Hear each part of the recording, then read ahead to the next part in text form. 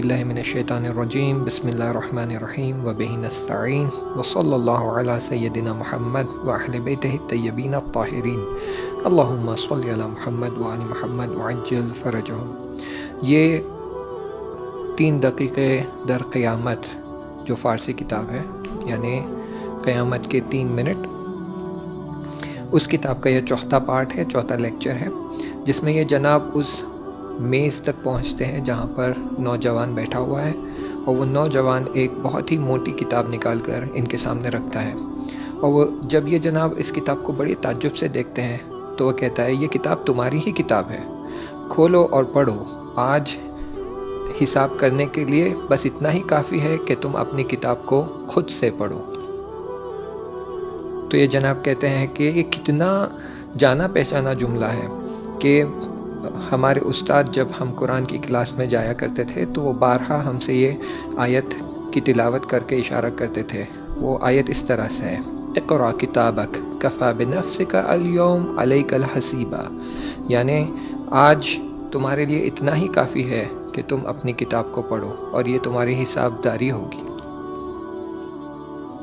میں کچھ دیر کتاب کو دیکھتا رہا، پھر کچھ دیر انتظار کرنے کے بعد میں نے کتاب کھولی تو کتاب کے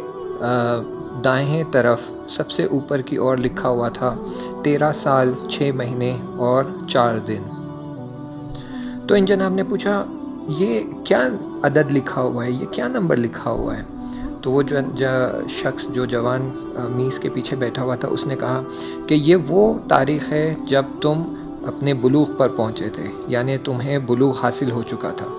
لیکن یہ جناب کہتے ہیں کہ میرے ذہن میں بہت کلیئرلی یہ تھا کہ یہ جو تاریخ لکھی ہوئی ہے یہ 15 سال سے کم ہے، یعنی میں جب میرے حساب سے بلوغ پر پہنچا تھا یہ تاریخ اس سے کم تھی۔ اور وہ میرے دماغ کو پڑھنے لگا، اور اس نوجوان نے مجھ سے کہا کہ بلوغ کی نشانیاں فقط وہ نہیں جو تمہارے ذہن میں ہیں، بلکہ بلوغ کی نشانیاں دوسری بھی ہے، اور یہ وہی دقیق تاریخ ہے جب تم بالغ ہو گئے تھے۔ میں ان کی بات سن کر چپ ہو گیا، اور اس پیج کے پہلے سیدھے ہاتھ کی طرف ایک صفحے پہ بہت سارے نیک اور خوب اعمال لکھے ہوئے تھے، جس میں والدین کا احترام کرنا، زیارت پر جانا، نماز پڑھنا، اول وقت نماز پڑھنا، مراسم میں شرکت کرنا، مجلس میں جانا، قرآن پڑھنا اور کئی ایسی چیزیں۔ تو میں نے اس پیج کی طرف اشارہ کرتے ہوئے ان شخص سے پوچھا، اس جوان سے پوچھا کہ یہ کیا ہے؟ تو اس نے کہا، یہ سارے وہ نیک اور خوب اعمال ہے جو تم نے بلوغ سے پہلے انجام دیے تھے، اور یہ سارے اعمال یہاں پر ثبت کیے گئے اور محفوظ ہیں۔ اور اس سے پہلے کہ وہ کتاب کھول کر ایسے اعمال جو بلوغ کے بعد میں نے انجام دیے ہیں اس کی حساب داری شروع کرے، اس نے کتاب کو اوپر سے نیچے تک دیکھا، اور اس جوان نے کہا کہ تمہاری نمازیں اچھی تھی اور ساری خوب تھی اور ان کو قبول کیا جاتا ہے، اسی لیے ہم باقی کے اعمال کی بررسی کریں گے۔ جب اس نوجوان نے یہ کہا تو فوراً وہ حدیث میرے ذہن میں آ گئی کہ جہاں پر رسول خدا صلی اللہ علیہ وآلہ وسلم نے فرمایا تھا کہ پہلی چیز جو خدا نے میری امت پر واجب کی ہے وہ نماز 5 گانے ہیں، اور پہلی چیز جو خدا کی طرف ہمارے اعمال میں سے جاتی ہے وہ نماز 5 گانے ہیں، اور وہ پہلی چیز جس کے بارے میں میری امت سے حساب داری کی جائے گی اور حساب رسی کی جائے گی وہ نماز 5 گانے ہیں۔ بس خدا کا شکر کہ میری نمازیں خوب تھی، اور ہم پھر ہمارے آگے کے اعمال کی بررسی کرنا شروع کرتے ہیں۔ ویسے میں یہ بتاتا چلوں کہ بالغ ہونے سے پہلے میں نماز پڑھنا شروع کر چکا تھا، اور میرے ماں باپ نے میری بہت ہمت افزائی کی اور بہت سپورٹ کیا، اسی وجہ سے ہمیشہ میں مسجد میں حاضر رہتا تھا، اور میری تقریباً تمام نمازیں مسجد میں ہوتی تھی۔ بہت کم ایسا ہوا ہے کہ کبھی میری صبح کی نماز قضا ہوئی ہوگی، اور خدا نخواستہ اتفاقاً اگر کبھی میری کوئی صبح کی نماز قضا ہو جاتی تو میں تا شام، تا مغرب، تا عشاء، تا شب میں بہت ہی ناراحت اور افسردہ اور بہت ہی افسوسناک حالت میں ہوتا، اور اسی وجہ سے کہ میرے ماں باپ نے مجھے اتنی اچھی تربیت دی، میں نماز کو بہت زیادہ اہمیت دیتا تھا، اور اس اہمیت کو میں بچپن سے ہی میرے ماں باپ سے سیکھا تھا، اور خدا کا شکر یہ اہمیت ہمیشہ میرے دل میں باقی تھی، اور اسی وجہ سے میری نماز مورد قبول ہوئی۔ جب وہ ملک جو میز کے پیچھے بیٹھا ہوا تھا اس نے نماز کو اتنی اہمیت دی تو مجھے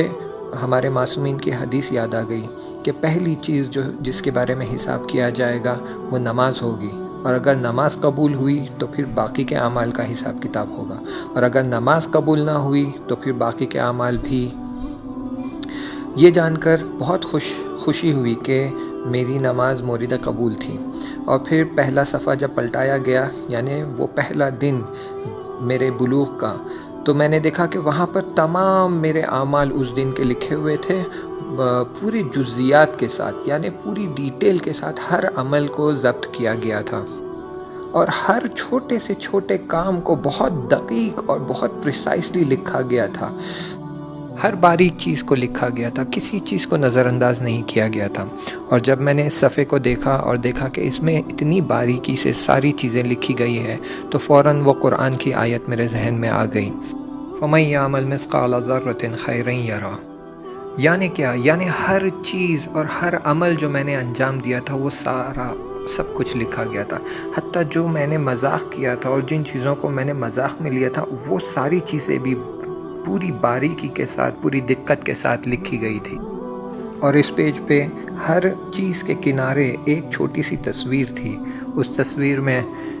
یہ ساری چیزیں، سارا اعمال ضبط کیا ہوا تھا، بالکل ایک ویڈیو کی طرح جو آج کل کے موبائل میں پائی جاتی ہے۔ ایک چھوٹی سی تصویر، اگر اسے آپ غور سے دیکھیں گے تو سارا تمام اعمال آپ نے جو انجام دیا ہے وہ بالکل 3D فارمیٹ میں آپ کو نظر آ جائے گا، اور پوری باریکی اور جزیات کے ساتھ، اور اس قدر دقیق تھا کہ اس اعمال میں سے آپ کسی بھی چیز کا انکار نہیں کر سکتے۔ یعنی اس صفحے میں ہر چیز نہ صرف لکھی ہوئی تھی بلکہ اس چیز کا ویڈیو بھی ضبط کیا ہوا تھا، اور جب آپ وہ ویڈیو دیکھتے ہیں تو آپ کو نہ صرف لوگوں کے کیے ہوئے اعمال بلکہ ان کی فکریں اور نیتیں بھی واضح اور مشخص طور سے بہت کلیئرلی نظر آ جاتی ہے۔ یعنی یہ کہ آپ یہ بھی نہیں کہہ سکتے کہ میں نے یہ کام کیا تھا لیکن میری نیت یہ تھی، یا میرے ذہن میں یہ فکر چل رہی تھی۔ یعنی اتنی جزیات اور باریکی کے ساتھ سب کچھ لکھا گیا تھا کہ آپ کسی بات کا بھی انکار نہیں کر سکتے، نہ صرف اعمال کا انکار نہیں کر سکتے بلکہ آپ اپنی فکروں کا اور نیتوں کا بھی انکار نہیں کر سکتے۔ لیکن میں خوشحال تھا کیونکہ بچپن سے ہی والد صاحب کے ساتھ مقرر اور مستمر طور پر مسجد جایا کرتا تھا، یعنی بالکل ہر روز مسجد جاتا تھا اور وہاں پر لوگوں کی مدد کرتا تھا، اور وہاں پر جو مراسم برگزار ہوتے تھے اس میں شرکت کرتا تھا۔ تو وہ پہلا پیج دیکھ کر میں خود پر افتخار کرنے لگا، اور خود پر مجھے تھوڑا گرو ہونے لگا، اور میں سوچنے لگا کہ میرے کام تو بہت اچھے ہیں، تو شاید میں بہت بہترین جگہ پر ہوں گا، اور میرے ذہن میں یہ خیال آنے لگا کہ میں ابھی سے بہترین جنت کے درجات کو حاصل کر لوں گا۔ ابھی میں خود پر افتخار ہی کر رہا تھا، تب تک میں نے دیکھا کہ اس صفحے سے میرے اعمال دھیرے دھیرے ایک ایک کر مٹنے لگے، اور کچھ ہی دیر میں یہ پورا پیج، پورا صفحہ بالکل ایک کورے کاغذ، سفید کاغذ جیسا ہو گیا۔ میں پریشان ہو گیا، نگران ہو گیا، اور تھوڑا غصے میں اس شخص سے پوچھنے لگا کہ یہ کیا ہوا؟ مگر میں نے یہ اچھے کام انجام نہیں دیے تھے، پھر یہ کیوں مٹ گئے؟ یہ کہاں چلے گئے؟ تو اس شخص نے کہا، اس ملک نے کہا کہ ہاں صحیح کہا تم نے یہ اچھے اعمال انجام دیے تھے، لیکن اسی دن تم نے اپنے ایک دوست کی غیبت بھی کی تھی، اور اس وجہ سے یہ تمہارے سارے اچھے اعمال اس کے نام اعمال میں چلے گئے۔ تو میں نے کہا کیوں سارے اعمال چلے گئے؟ تو اس نے مجھے غیر مستقیم طریقے سے اشارے کرتے ہوئے کہا کہ پیغمبر کی حدیث ہے کہ جس تیزی سے آگ سوکھے پتوں کو جلاتی ہے اس سے بھی کئی زیادہ تیزی سے غیبت تمہارے اچھے اعمالوں کو جلا دیتی ہے اور دوسروں کے اعمال میں منتقل کر دیتی ہے۔ پھر ہم دوسری پیج کی طرف بڑھیں۔ اس پیج پر بھی بہت سارے نیک اعمال لکھے ہوئے تھے، سارا پیج نیک اعمال سے بھرا ہوا تھا، جس میں نماز تھی، اول وقت کی نماز تھی، ماں باپ کی خدمت تھی، ماں باپ کی رضایت تھی، مراسم تھے، ہیئت میں جانا تھا، اور دفاع مقدس کی تیاری تھی۔ وہ زمان دفاع مقدس تھا، یعنی جنگ چل رہی تھی، اور اس دوران تمام بچے اچھے کاموں میں لگے ہوئے تھے، اور میں نے بھی بہت سارے اچھے کام کیے تھے، اور سارے کاموں کی لسٹ دیکھ کر مجھے وہ سارے کام یاد آنے لگے جو میں نے انجام دیے تھے، اور کہنے کی ضرورت نہیں ہے لیکن آپ سمجھ گئے کہ جیسے میں ان کی طرف دیکھ رہا تھا، پھر میں نے دیکھا کہ یہ دھیرے دھیرے میرے اعمال سارے محو ہونے لگے اور مٹنے لگے۔ تو میں نے کہا اب کیا ہوا؟ اس دن تو میں نے کسی کی غیبت نہیں کی تھی، پھر یہ اعمال کیوں مٹ رہے ہیں؟ یہ اعمال کہاں جا رہے ہیں؟ تو اس شخص نے، اس ملک نے جو میز کے پیچھے بیٹھا ہوا تھا، اس نے کہا کہ اس دن تم نے اپنے ایک مذہبی دوست کا مسخرہ اڑایا اور اس کی ہنسی اڑائی، اور اس وجہ سے کیونکہ یہ تم نے بہت ہی زشت اور پلید اعمال انجام دیا ہے، تمہارے اعمال نابود ہو گئے۔ اور بنا کچھ کہے فوراً میرے ذہن میں سورہ یاسین کی وہ آیت کو حاضر کیا گیا جس میں یہ مطلب تھا کہ قیامت کا دن وہ لوگ جو دوسروں کا مسخرہ اڑاتے ہیں ان کے لیے بہت بڑا حسرت کا دن ہوگا۔ میں سمجھ گیا یہ آیت کس طرف اشارہ کر رہی تھی۔ میں بڑا ہی شوخ انسان تھا، یعنی بہت ہنسی مذاق کرنے والا، مذاق اڑانے والا، دوسروں کو ستانے والا، اس طرح کا انسان تھا۔ مجھے ہنسی مذاق بہت پسند تھا، میں دوسروں کو چھیڑتا تھا، ان کے ساتھ مستی کرتا تھا۔ پھر میں سوچنے لگا کہ اگر واقعاً ایسا ہی ہے کہ ہر ہنسی مذاق کے لیے، ہر وہ لحظہ جب میں نے کسی اور کو ستایا ہے، اس کی وجہ سے اگر میرے اعمال سارے کے سارے نابود ہونے والے ہیں تو میری تو بہت ہی بری حالت ہونے والی ہے۔ انشاءاللہ باقی کا مطلب نیکسٹ لیکچر میں آپ کے ساتھ شیئر کروں گا۔ سنتے رہیے اور جتنا ممکن ہے اس سے سبق لیجئے، اور دیکھیے اس شخص کی بہت چھوٹی چھوٹی غلطیوں کی وجہ سے اس کے کتنے بڑے بڑے اعمال اس کے ہاتھ سے چلے گئے۔ انشاءاللہ 5ویں جلسے میں آگے کی داستان آپ کو بتاتا ہوں۔ تب تک کے لیے التماس دعا، خدا حافظ۔